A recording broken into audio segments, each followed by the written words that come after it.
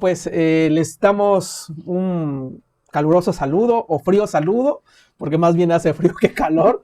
Y bueno, pues estamos grabando por primera ocasión este podcast de Crime Fiction. Estamos haciendo, digamos, como la prueba para ver qué tal sale de manera grabada. A lo mejor vamos a tener algunos problemas técnicos, a lo mejor no saldrá de lo mejor, pero ya tenemos el plan de hacerlo pues cada mes, al menos un podcast sobre temas trascendentales que tienen que ver justamente con crímenes reales o con situaciones que han ocurrido en el país o en el mundo, y estos casos como emblemáticos de diferentes formas de violencias, y obviamente abordándolo desde una perspectiva pues técnica, forense, especializada, pero también entendible para todas aquellas personas que les gustan estos temas. Y ahí está. ¿Tú qué opinas, Yus? Sí, bueno, primero que nada, gracias, bienvenidas, bienvenidos. Sí, como en este nuevo formato, a ver cómo va resultando. Y precisamente la intención es compartir casos o situaciones que han sucedido, como dices, en México y en el mundo, que tengan relación con la violencia, y justo desde una perspectiva, desde mi punto de vista, desde una perspectiva de derechos humanos, desde una perspectiva de la parte forense y su relación con las violencias que vivimos. Y el día de hoy, pues bueno, vamos a hablar de un caso precisamente muy emblemático, ¿no?, en la historia del crimen nacional. Del crimen nacional, sí, del crimen nacional, y sobre todo de particularmente la violencia contra las mujeres en el ámbito de los feminicidios, ¿no? Particularmente. Y sobre todo un tema que ha tenido pues un revuelo y un impacto internacional. Claro. Y sobre un caso que también detonó, pues digamos, varias modificaciones pues estructurales, gubernamentales, jurídicas a nivel nacional.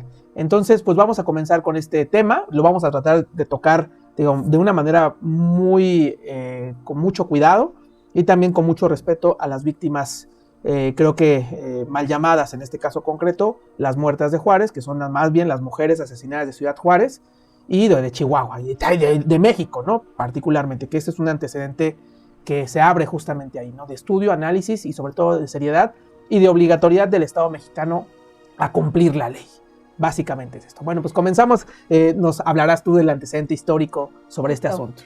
Sí, un poco. Me encanta que lo hayas llamado las mal llamadas muertas de Juárez, porque creo que tiene una incidencia muy fuerte en el imaginario social o en la forma en la que la gente se va entendiendo o acercando a este tipo de fenómenos criminales a partir de lo que dicen los medios de comunicación, ¿no? Claro. Entonces, bueno, el principal antecedente pues creo que es entender que es un caso de muertes de mujeres, de muertes violentas de mujeres, que se empezó a dar en la década de 1990, principalmente en Ciudad Juárez, Chihuahua, cuando precisamente se les da este nombre, ¿no? Insisto, un nombre mediático, le llaman las muertas de Juárez, y creo que desde ahí llama la atención en el cómo se les está visualizando a estas mujeres, ¿no? Uh-huh.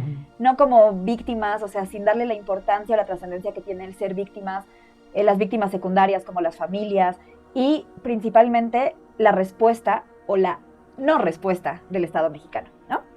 Entonces, bueno, precisamente sí, como antecedente, ubiquémonos en la década de los 90 en Ciudad Juárez. Entendamos Ciudad Juárez como una ciudad fronteriza, ¿no?, de un paso internacional importante, uno de los principales pasos internacionales de Estados Unidos, y entender que, por ejemplo, en la década igual de los 60s, 70s, especialmente en la década de los 70s, es como empieza a llegar también mucho movimiento migratorio, ¿no?, a Ciudad Juárez, mucho movimiento migratorio de mujeres, debido a que en los 80s se instalan estas fábricas o de industria de la maquiladora, en el que su principal movimiento, ¿no?, de reclutamiento de personal, pues eran mujeres, ¿no? Y a final de los 80 se empieza a generar también un movimiento migratorio, pero ya de varones, relacionado con la industria automotriz, ¿no? Entonces, creo que este es uno de los principales antecedentes, porque entendamos que al momento de que existe movimiento de mujeres y un crecimiento de estas, tanto a nivel social como a nivel económico, ¿no?, pasan de ser estas amas de casa, ¿no?, totalmente dependientes, totalmente sumisas. Lo hemos abordado un poco desde esta perspectiva también de los estereotipos de género, ¿no? Y cómo a partir de que la mujer empieza a incorporarse, digamos, a la vida productiva, a la vida laboral y, por supuesto, a la vida económica de la ciudad y, por lo tanto, del país, empiezan a ser proveedoras de las familias y dejan de ser estas únicamente, llamémosle, receptoras, ¿no? Entonces, bueno, ahorita vamos a tocar un poco esta cuestión de los estereotipos y cómo la criminología interaccionista ve esta reacción social, ¿no?, ante estos movimientos sociales también. Y bueno, pues primero como para sentar en dónde nos ubicamos y en qué época nos ubicamos. Si bien esta connotación que se les da de las muertas de Juárez surge en los 90, pues es importante saber que los asesinatos de mujeres y las muertes violentas de mujeres, tanto en Ciudad Juárez como en diferentes áreas del país, pues no cesó en la década de los 90, ¿no? O sea, continuó en la década del 2000, del 2010, y precisamente en este caso termina por incorporarse una demanda al Estado mexicano por la Comisión Interamericana de Derechos Humanos, que termina en una sentencia de la Corte Interamericana de Derechos Humanos. Pero ahorita hablaremos un poquito más de esto, ¿va? Así es, y bueno, en esa época justamente se firma el Tratado de Libre Comercio con Estados Unidos y Canadá, y bueno, México, y sí hay un reacomodo de las fuerzas laborales, incluso de los roles establecidos pues en el ámbito comunitario, nacional. Incluso pues esta normalidad de que las mujeres estuvieran en sus casas pues va cambiando y se va modificando justamente en la parte de la inserción laboral y la necesidad pues de un grupo, ¿no? De un grupo que pudiera también satisfacer las demandas de la producción y la industria mexicana. Y esto abre desde luego nuevas vulnerabilidades y nuevas posibilidades de violentar pues a estos grupos que de por sí ya en el ámbito laboral, bajo las desigualdades laborales que establecen las condiciones justamente de las maquilas, ya hablamos de una forma de violencia, pero ya otra forma de violencia justamente en estos lugares, ¿no? En estos lugares que, por cierto, quien ha estado en Ciudad Juárez, y con mucho respeto lo comento, pues son sitios un poquito, no sé si con una mala planeación urbana, vamos a llamarlo de esta manera, ¿no? Donde existen muchas formas para vulnerar, donde existen, digamos, cuestiones situacionales, medioambientales, que sí abonan a la victimización de ciertos grupos. Y justamente en esta falta de condiciones de infraestructura, en esta falta de condiciones, pues de mecanismos a lo mejor de transporte, de mecanismos a lo mejor para garantizar un desplazamiento seguro, pues estas vulnerabilidades aumentan y justamente sobre cierta población. Llama mucho la atención también el tipo de mujeres, ¿no? O más bien el tipo de víctimas en esos entornos, porque es bien importante decirlo, si bien cualquier mujer puede ser víctima de feminicidio, hay ciertas características de ciertos grupos sociales de mujeres que pueden ser más víctimas de feminicidio que otras. Y esto lo comento porque justamente en Ciudad Juárez estamos hablando de mujeres trabajadoras con precarización económica y también con ciertas características físicas incluso, ¿no? Esto también habla sobre la situación de impunidad en el país que se dio a lo largo de estos años y que sigue imperando, pero a lo mejor ya con una mayor visibilización. Aguas, salimos justamente a las calles a hacer unas entrevistas a ciudadanos y preguntándoles que para ellos, si el delito de feminicidio, la tipificación, es decir, la creación de este tipo penal hace algunos años, es conveniente o es correspondiente a las necesidades de atender la violencia contra las mujeres en el país. Y esto fue lo que nos comentaron. Desde mi punto de vista, yo creo que no estoy ni a favor ni en contra, yo creo que es un poquito neutro, porque a lo mejor me hace falta investigar un poquito más sobre el tema, pero yo creo que por lo poco que sé, se está implementando bien, ya que hay varios casos, a lo mejor de los que yo sé, que es un poquito de desigualdad. Entonces, desde mi punto de vista, yo creo que sí está bien fomentar que haya un poquito más de atención para el hombre y la mujer.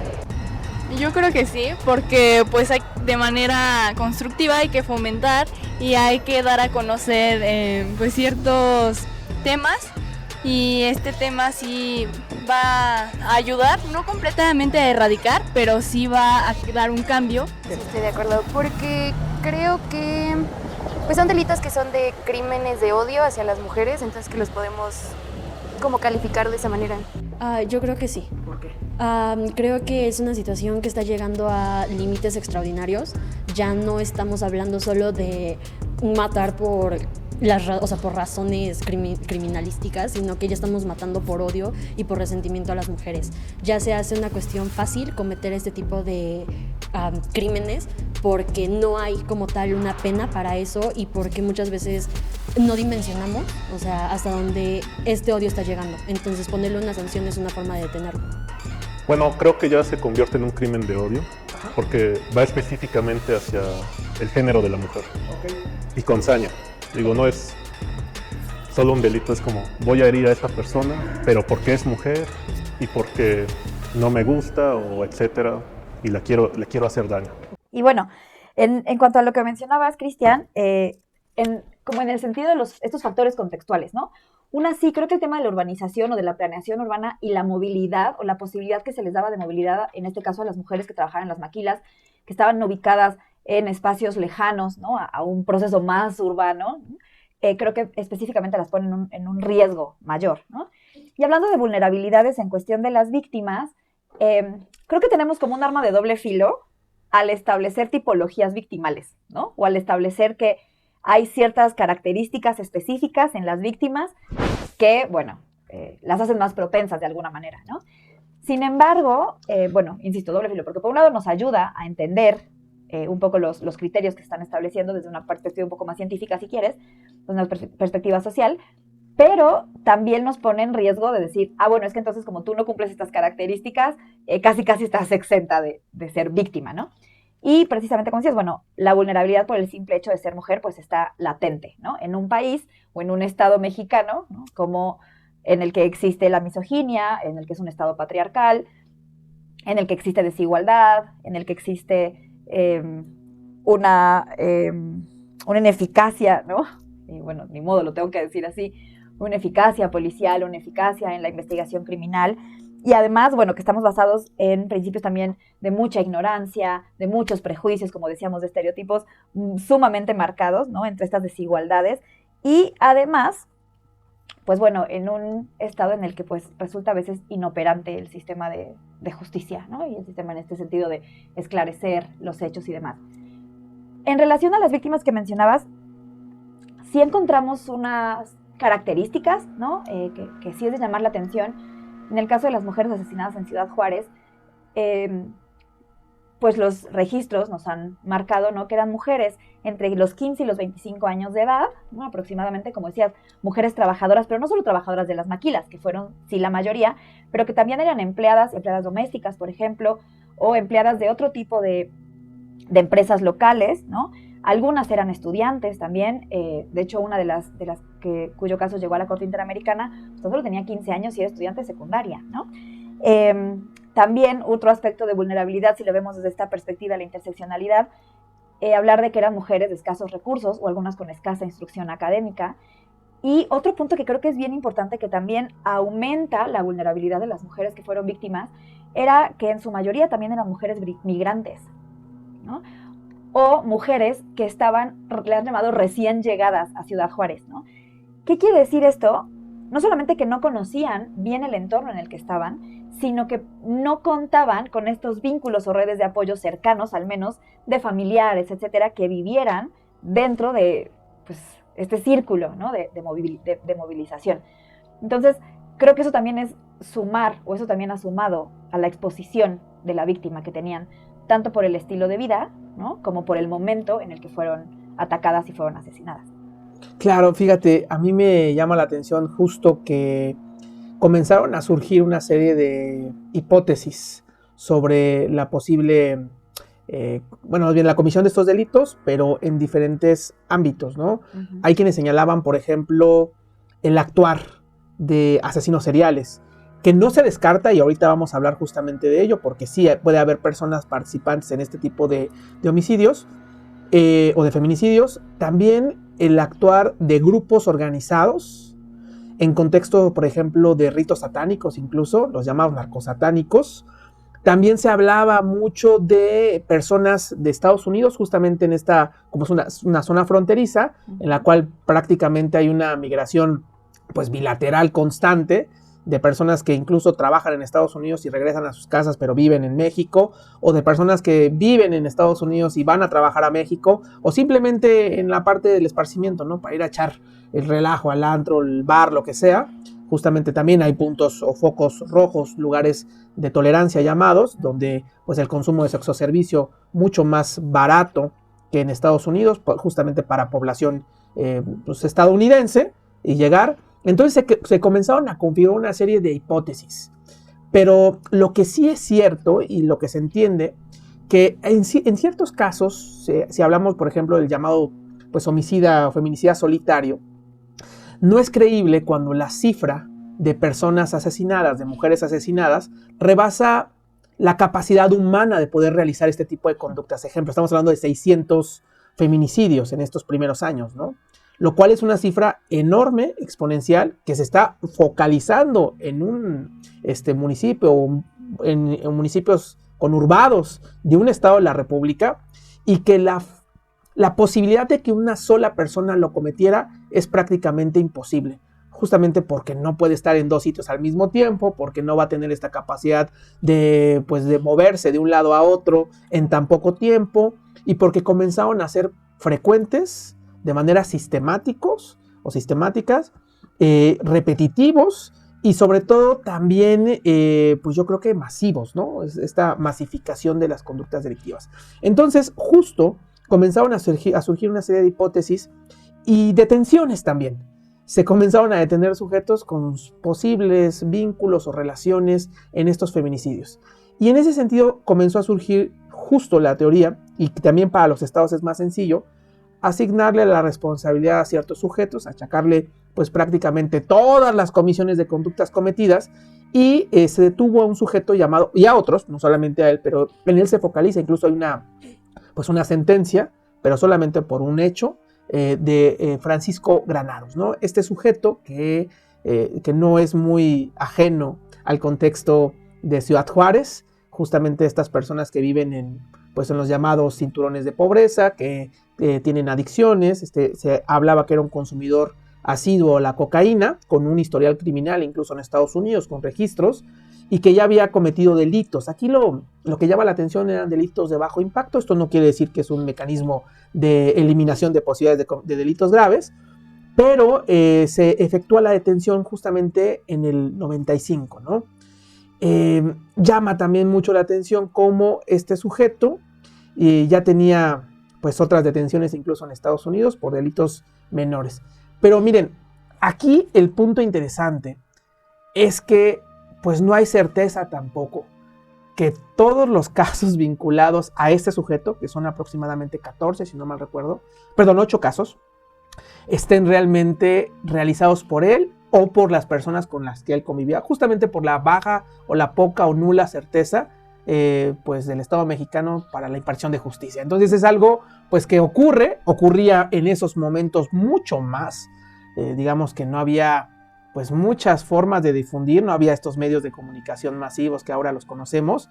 Los medios de comunicación estaban cooptados pues por intereses mediáticos o intereses institucionales, y también pues las autoridades correspondían justamente a dar una respuesta mediática, ¿no? Decir, ok, hay 600 y se les achacan o se les adjudican a ciertas personas, a ciertos grupos.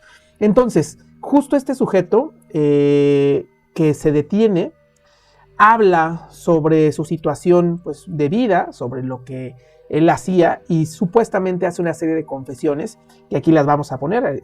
Hay una confesión supuestamente en una conferencia de prensa en el 2008, donde él dice esto, ¿no? Dice, le platicaba a unos primos, un primo me compró una pizza y me preguntó qué tenía. Le dije que era por las muertas de Juárez, que me sentía usado y que fui amenazado siendo menor de edad y drogado con Roche 2. Le conté que yo había matado a 2 mujeres. Me miró y me dijo, no es cierto, no me digas nada. Pues no sé, ¿tú qué opinas de este tipo de cosas, de ese tipo de declaraciones? No sé, mire, en un sentido, específicamente empezando con estas hipótesis que mencionabas, de que en ese entonces, en esa década, les gustaba llamar el asesino solitario, ¿no? Sí. Así como pasó con el caso Colosio, por ejemplo. Que por cierto, también en la misma década, ¿no? Casi en el mismo lugar. Cercano, sí. Y también, bueno, la participación de los medios, insisto.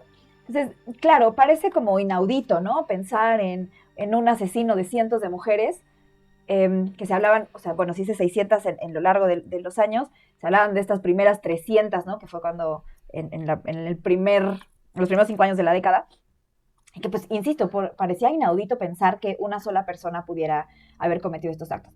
Ahora, pues también lo digo con toda la delicadeza posible, ¿no? El hecho de creer en confesiones realizadas por sujetos detenidos bajo este sistema de justicia, ¿no? Pues también a mí siempre me resulta increíble, ¿no? Me resulta, pues sí, difícil de procesar, ¿no? En el sentido de qué tanto valor probatorio pudiera tener una confesión de este estilo, si estamos hablando de que el sujeto presuntamente consumía también sustancias, entender como de, bueno, qué validez, ¿no? Le podríamos dar a esto. Si analizamos un poco el lenguaje acá, si estaba con el primo y comiendo pizza por las muertas de Juárez, pero me dijeron que yo dijera, o sea, toda esta no sé qué sensación te deja, como un poco de Parece que lo está platicando. hasta incoherente, sí, o sea, a veces como muy light, pues ¿no? sí, no es como decir cómo preparé una receta de cocina, o sea, es extraño, es atípico. En el México de la tortura Exacto. es raro, ¿no? Sí, entonces, no sé, y de ahí, bueno, surgen otras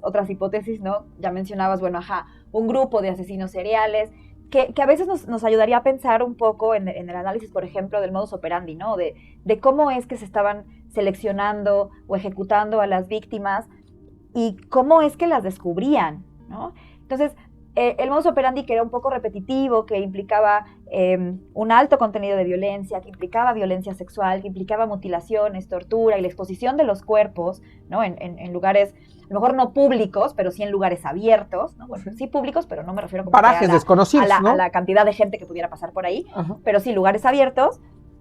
El entender que primero era una desaparición, ¿no? de las mujeres y que posteriormente se encontraban sus cuerpos, pues sí me parece lógico que se pensara en la posibilidad de uno o varios asesinos seriales por estas similitudes, ¿no? en la forma de ejecutar los hechos o de llevarlos a cabo. Sin embargo, me parece que no hubo, ¿no? Como siempre lo hemos mencionado por acá también, que no existió esta debida diligencia realmente al hacer una investigación. En ese entonces todavía no se habla de la perspectiva de género, de hecho ya llegaremos a ese punto con la sentencia, pero sí, me parece que basarnos en una simple confesión de un sujeto que nos pudiera explicar 8 de cientos de casos, siento que falta, ¿no? O que faltó, bueno, es que todavía falta como mucho por descubrir o que faltó mucho por indagar. Claro, sí, y efectivamente, a ver, si esta confesión se da, vamos a pensar con buena voluntad por parte de las autoridades y que realmente hubo una investigación seria, la cual no hubo, pero ahorita lo vamos a ver justamente en la sentencia. Pensemos que este sujeto realmente confiesa este tipo de actos, que por cierto, les digo, no está demostrado que sean ellos, esta cantidad.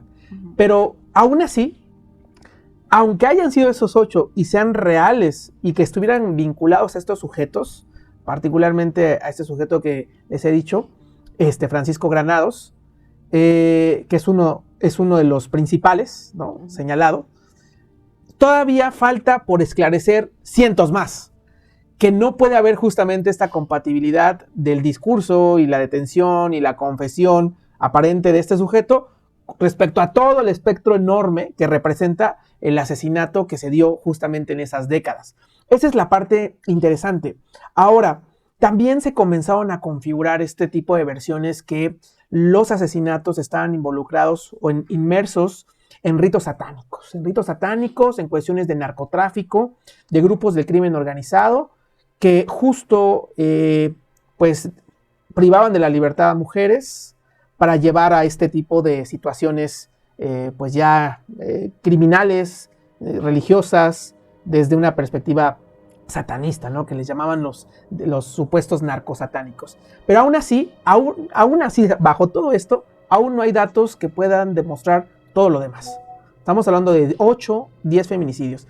Y en ese contexto, justo por el trabajo de los colectivos, el trabajo de las organizaciones de la sociedad civil que intentaban visibilizar esta inatención, esta falta de diligencia y esta problemática sistemática en Ciudad Juárez, pues es justo que comienza a mediatizarse el asunto y ser llevado a instancias internacionales. En el caso emblemático del campo algodonero, que es lo que en realidad la carnita más importante de este podcast, de lo que vamos a hablar hoy, Campo Algodonero, la sentencia que se da en contra del Estado mexicano y que desentrama una serie de incongruencias, inconsistencias, tropelías, inacción, omisiones e incluso complicidad del Estado mexicano para la investigación de manera diligente de los feminicidios, que en ese momento no se llamaban así, aunque en el sentido del tipo penal no se llamaran así, no quiere decir que no existían,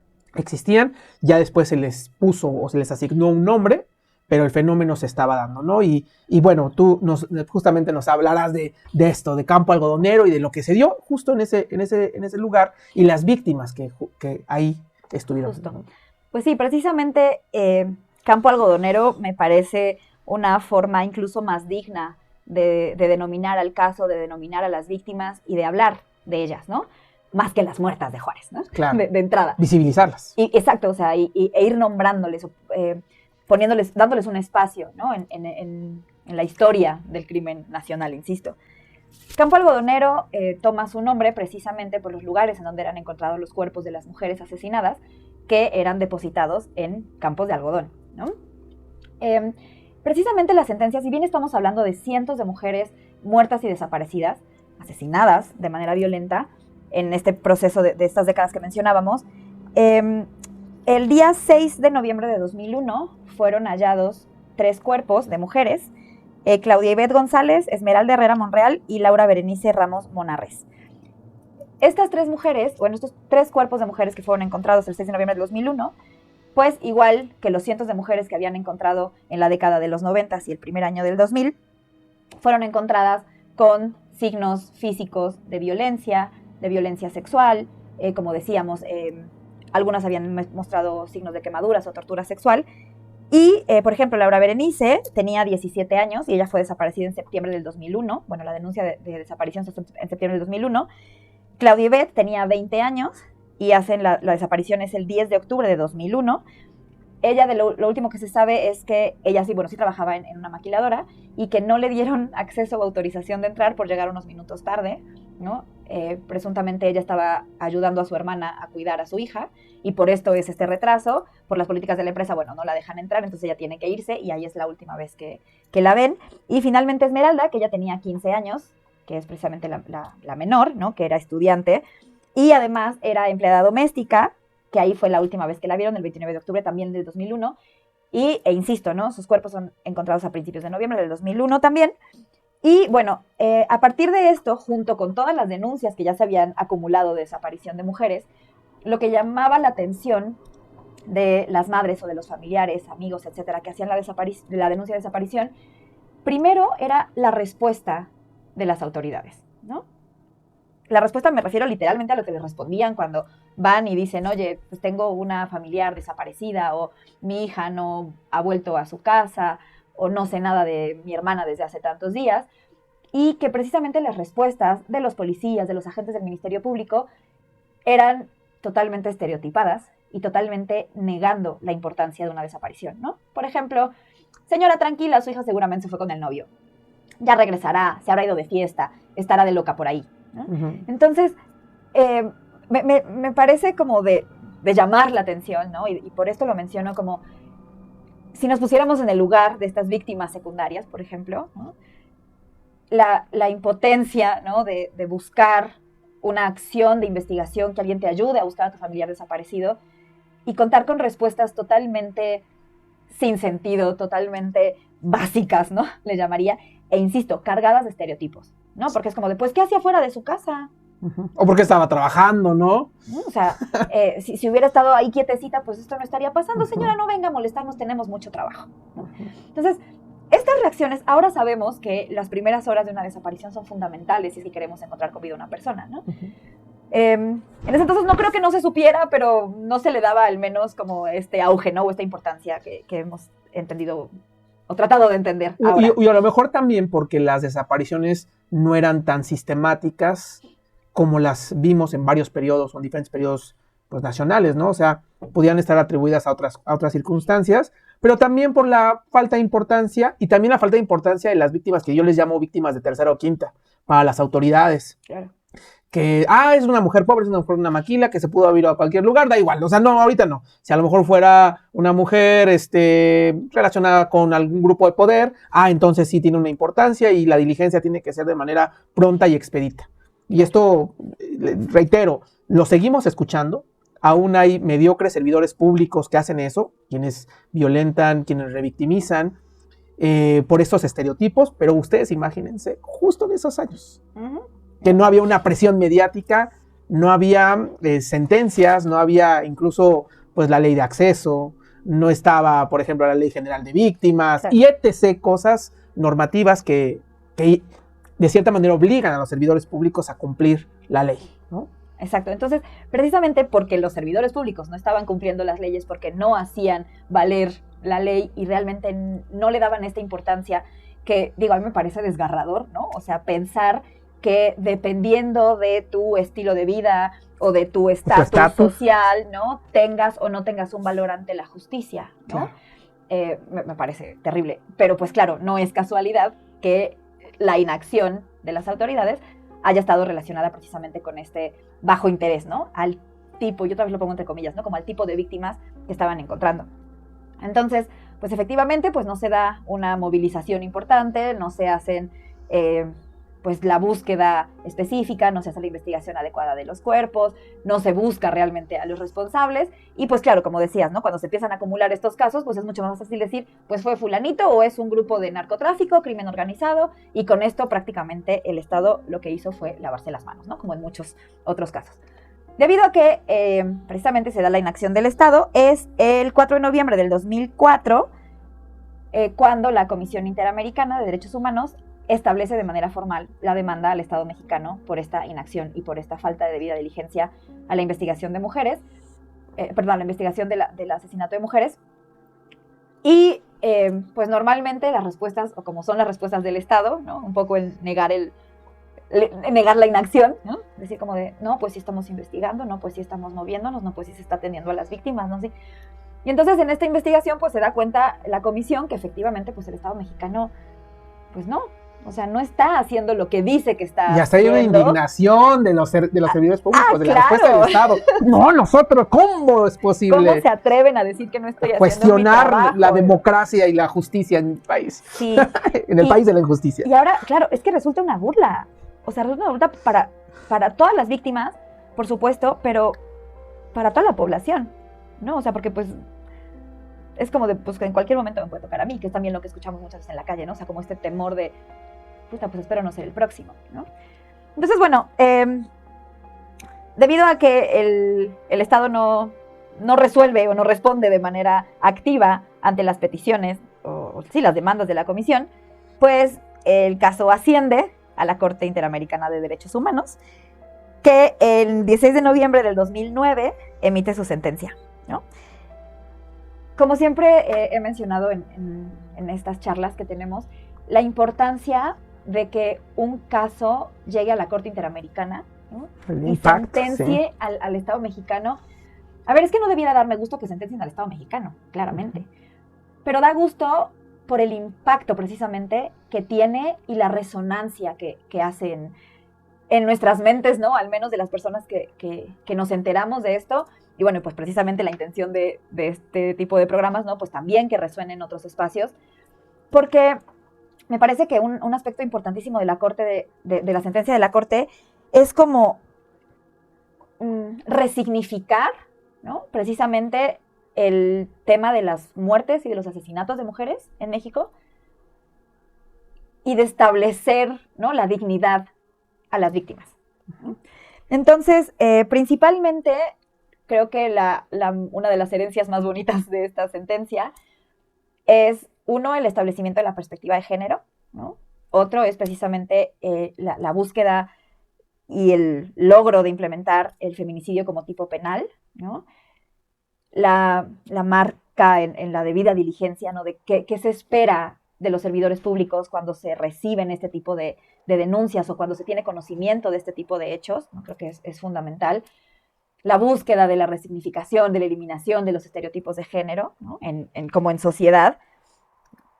Y un eje también que me parece bien bonito de la sentencia es la protección a las infancias, ¿no? En este caso hablas de la protección a las niñas.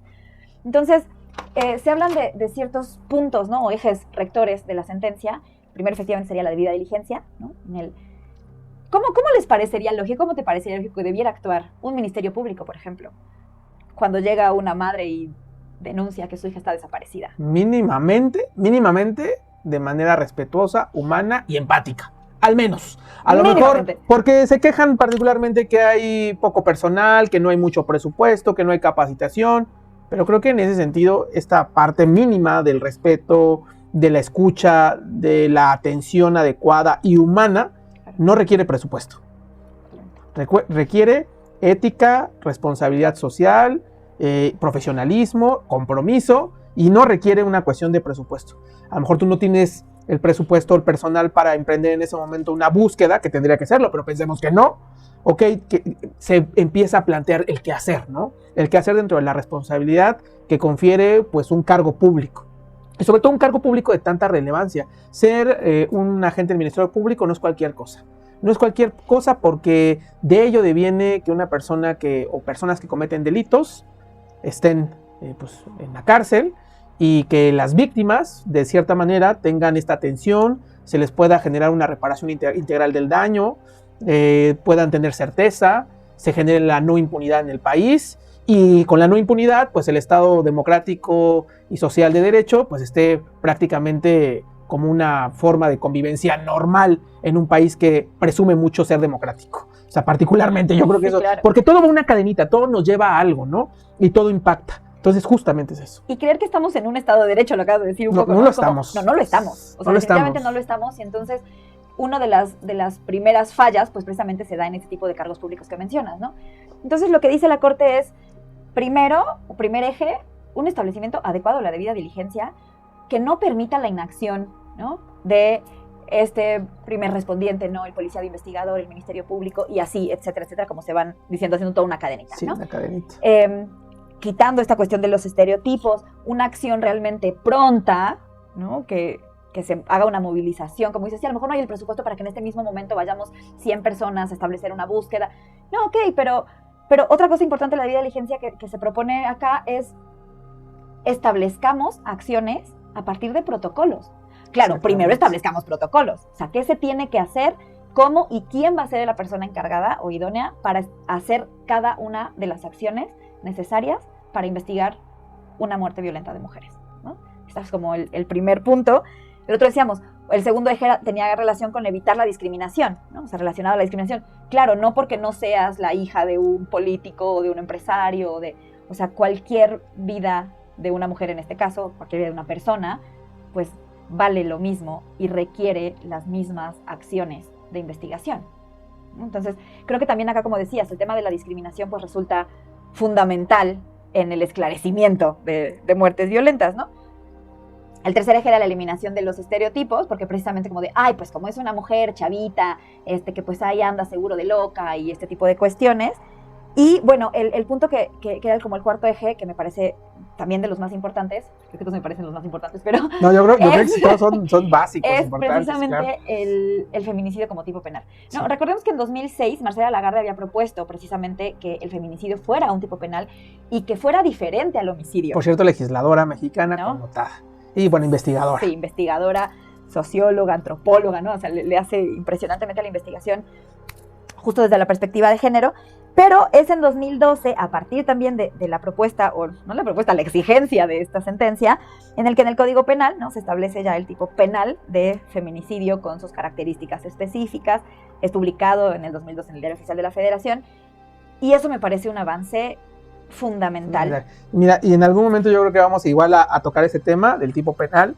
Y sobre todo tú te habrás dado cuenta en las entrevistas, pues lo que se comenta, ¿no? Y tú también has escuchado que hay personas que se niegan a aceptar el término de feminicidio justamente porque en su discurso señalan que promueven las desigualdades entre hombres y mujeres. Es un absurdo, yo lo he escuchado muchísimo, hay quienes están en contra, el propio lo ha señalado Agustín Laje, lo has escuchado, que es alguien totalmente contrario a la teoría de género, que le llama adoctrinamiento de género, no sé. Adoctrinamiento. Ajá, entonces, pues pues este tipo de sujetos, este tipo de personajes, creo que no logran comprender justamente las desigualdades, las problemáticas que se focalizan respecto a ciertos grupos, y por eso se implementan pues mecanismos de protección específicos a estas vulnerabilidades, e incluso hasta la competencia que quieren algunas personas decir, es que se mata o se asesina más hombres que mujeres. Pues sí, exacto, o sea, a lo mejor en algunos contextos sí puede ser eso, ejemplo lo que vimos en México, en estos crímenes violentos relacionados con el crimen organizado, a lo mejor sí en cantidad son más los hombres que asesinan, pero no estamos hablando de cantidad ni de competencia de cuántos más, sino más bien de circunstancias específicas de por qué devienen esas muertes, que en realidad eso es lo que intenta develar este tipo penal e intenta, pues de cierta manera, resguardar o atender estos derechos vulnerados y estas razones por las cuales emana esas muertes. No es una competencia, no es a quién matan más, pues imagínense, eso es muy cerrado, ¿no? No a sé. mí me parece vergonzoso. Vergonzoso. La verdad me parece vergonzoso. Hay abogados con doctorado que te dicen eso, ¿eh? Sí, y gente de verdad muy letrada, y con todo respeto yo digo, no, es que a mí me parece vergonzoso que en un país, siendo de los países más violentos del mundo, nos pongamos a pelear, ¿no? En nimiedades como, ¿a quién matan más? No, es que me parece terrible que en mi país asesinen a gente todos los días. Acá el punto es, ¿bajo qué contextos y por qué el contexto mexicano está favoreciendo que asesinen a mujeres con un estado total de impunidad? Claro. ¿No? O sea, eso es lo que me parece vergonzoso al decir, es que a los hombres los matan más.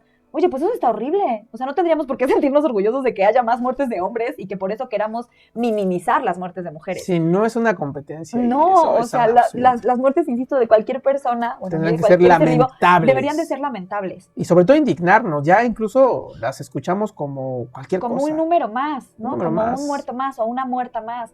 Es como... No, o sea, no es un número, no es una cifra que además nos debe de dar orgullo, ¿verdad? Como país, como Estado, o sea, creo que no. Y entonces, por eso para mí sí es muy importante que se haya logrado establecer el feminicidio como un tipo penal y hacer sus distinciones específicas, ¿no? Creo que desde la perspectiva jurídica y desde la perspectiva social, pues sí abona, ¿no? Al mejor entendimiento de esto. Me encantaría llegar a pensar en algún punto, siempre he dicho que espero que algún día pueda hablar diferente y decir, ahora sí lo logramos, ¿no? En el establecimiento de la perspectiva de género, ¿no? O sea, que realmente se entienda, ¿no? Porque yo sigo teniendo estos debates, incluso en clases, ¿no? En el que sale la perspectiva de género y dicen, sí, pero es que eso siempre favorece a las mujeres. Es que es una perspectiva de género mal aplicada, incluso mal entendida, ¿no? Entonces, insisto, no es una lucha de poderes, no es una lucha entre los sexos. Sí, eso también está muy rebasado. Creo que es un entendimiento, o sea, de ambos, desde nuestras diferencias, pero pues desde el respeto a las diferencias incluso, ¿no? Y bueno, y lo que decía finalmente... la protección a las niñas, que tiene que ver con estas perspectivas de infancias, considerar el interés superior de las infancias y adolescencias, entender otra vez desde el plano de la interseccionalidad que si una mujer es vulnerable, una niña lo es aún más. Y entonces entender desde esta sentencia Campo Algodonero que debemos proteger a las infancias, que nuestra responsabilidad como adultos, como Estado, como sociedad, en un presunto Estado de Derecho, ¿no? Debe de proteger a las infancias, a las adolescencias y al menos tratar de garantizarles una vida digna, ¿no? Integridad física, mental, etcétera, etcétera. Y por eso yo resalto mucho esta sentencia, porque si bien solamente nos habla de 3 mujeres en específico, pues es como el estandarte de todas las mujeres que fueron asesinadas y abandonadas en campos en Ciudad Juárez, ¿no?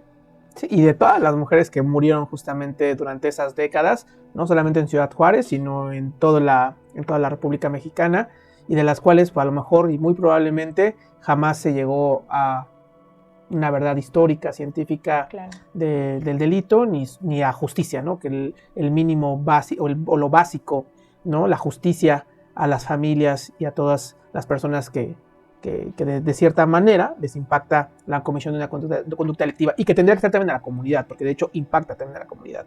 Entonces, bueno, miren, yo creo que en este caso vamos a concluir esta primera prueba.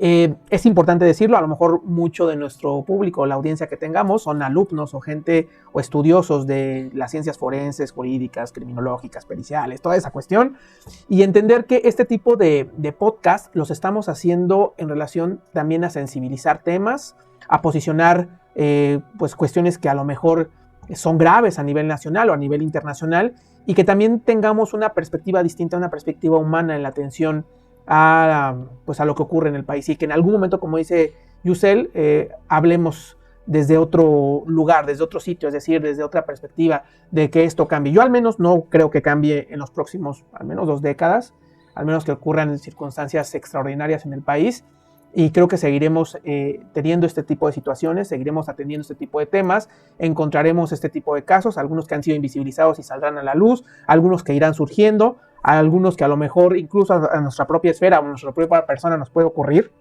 porque también puede ser, no estamos exentos de ello, pero saber que este tipo de temas no pueden quedar ahí, abandonados, archivados, hay que estarlos reciclando, hay que estarlos visibilizando y hay que estarlos poniendo justamente en la opinión pública y al alcance de todas las personas. No, pues sí, precisamente eso. Yo creo que también especificar, ¿no? Que tampoco es una charla netamente educativa, ¿no? Claro, ¿no? O sea, sí, ¿no? La intención es, pues sí, informar, compartir y, como siempre hemos mencionado, visibilizar. ¿no? Y ¿no? humanizar. Visibilizar a las víctimas, humanizar a las víctimas, cuestionarnos respecto al sistema, ¿no? Y cuestionarnos respecto a nuestras propias creencias, ¿no? Entonces, pues bueno, como siempre ha sido un gusto. Sí, es un gusto. Y pues nos veremos en próximos momentos. Tal vez este tema para otros momentos, ¿no? Como para, como dices, a volver, ¿no? A analizarlo. Y pues bueno, sí, estaremos en siguientes. Cualquier cuestión que nos quieran escribir o quieran ustedes que también se analice un tema, lo podemos hacer sin ningún problema. Claro que estamos abiertos a propuestas, a posibilidades de que ustedes también incluso en algún momento puedan llegar a participar, a lo mejor de manera directa e indirecta, pero que sí se circulen esos temas. Eso es principalmente. Y pues les agradecemos muchísimo su atención y pues muchísimas gracias, hasta igual como siempre, Yus, por tu apoyo, tu tiempo y tu conocimiento. Gracias, igualmente. Nos estamos viendo. Adiós. Chao. Bye.